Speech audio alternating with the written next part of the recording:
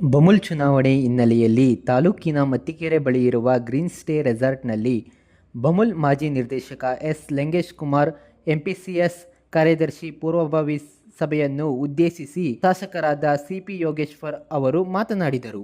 ಸಹಕಾರ ಕೊಡಿ, ಈ ಸಾರಿ ಲಿಂಗೇಶ್ ಕುಮಾರ್ ಜೊತೆ ನಾವಿದ್ದೀವಿ, ಸರ್ಕಾರ ಇದೆ, ನಾವೆಲ್ಲ ಜೊತೆಲಿ ಇರ್ತೀವಿ, ಏನಾದ್ರು ತಪ್ಪು ಒಪ್ಪುವಾದರೆ ಸರಿ ಮಾಡುವ ಕೆಲಸವನ್ನು ಮಾಡ್ತೀವಿ. ಜೊತೆಗೆ ಅವ್ರಿಗೂ ಅನುಭವ ಇದೆ, ಅವರು ಒಂದೆರಡು ಸಾರಿ ಚುನಾವಣೆಯಲ್ಲಿ ಸೋತಿದ್ದಾರೆ, ಆದರೂ ಕೂಡ ಕೋಆಪರೇಟಿವ್ನಲ್ಲಿ ಕ್ರಿಯಾಶೀಲವಾಗಿ ಕೆಲಸ ಮಾಡಬೇಕು ಅನ್ನೋ ಮನಸ್ಥಿತಿ ಇದೆ.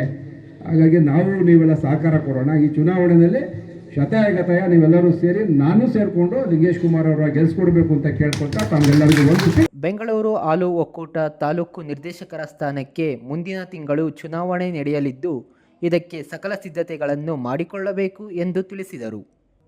ಬಮೂಲ್ ಮಾಜಿ ನಿರ್ದೇಶಕ ಎಸ್ ಲಿಂಗೇಶ್ ಕುಮಾರ್ ಮಾತನಾಡಿ, ನಾನು ಗೆದ್ದ ನಂತರ ನಾನು ನಿಮ್ಮ ಸೇವಕನಾಗಿ ಕೆಲಸ ನಿರ್ವಹಿಸುತ್ತೇನೆ ಎಂದರು. ಬಂದಾದ್ಮೇಲೆ ನಾನು ಗೆದ್ದ ನಂತರ ನಿಮ್ಮ ಸೇವಕನಾಗಿ ಕೆಲಸ ಮಾಡ್ತೀನಿ. ನಾನು ಯಾವುದೇ ದೌರ್ಜನ್ಯ ದಬ್ಬಾಳಿಕೆ ಮಾಡೋದಿಲ್ಲ, ಬೋರ್ಡ್ ಮೇಲೆ ಎತ್ಕಟ್ಟೋದು, ಸೆಕ್ರೆಟರಿ ಬೋರ್ಡ್ ಮೇಲೆ ಕಟ್ಟೋದು, ಈ ಥರದ್ದೆಲ್ಲ ಕೆಲಸ ಮಾಡೋದಿಲ್ಲ ಅಂತ ಇಲ್ಲಿ ಪ್ರಮಾಣ ಮಾಡಿ ಹೇಳ್ತೀನಿ.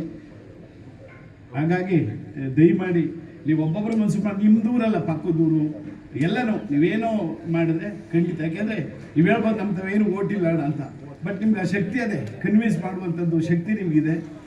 ಹಾಗಾಗಿ ಒಳ್ಳೆಯದನ್ನು ಆಯ್ಕೆ ಮಾಡ್ಕೋತೀರಿ ಅಂತ ನಾನು ಕೇಳ್ತಾ ನಿಮ್ಮೆಲ್ಲರಿಗೂ ಒಂದು ಮಾತು ಮುಗಿಸಿ. KT ಲಕ್ಷ್ಮಮ್ಮ ಮಾತನಾಡಿ, ಮುಂದಿನ ದಿನಗಳಲ್ಲಿ ನೋವು ಅನುಭವಿಸುವುದು ಬೇಡ, ಹಾಗಾಗಿ ಚುನಾವಣೆಯಲ್ಲಿ ನಾವೆಲ್ಲರೂ ಒಟ್ಟಾಗಿ ಕೆಲಸ ಮಾಡೋಣ ಎಂದು ತಿಳಿಸಿದರು.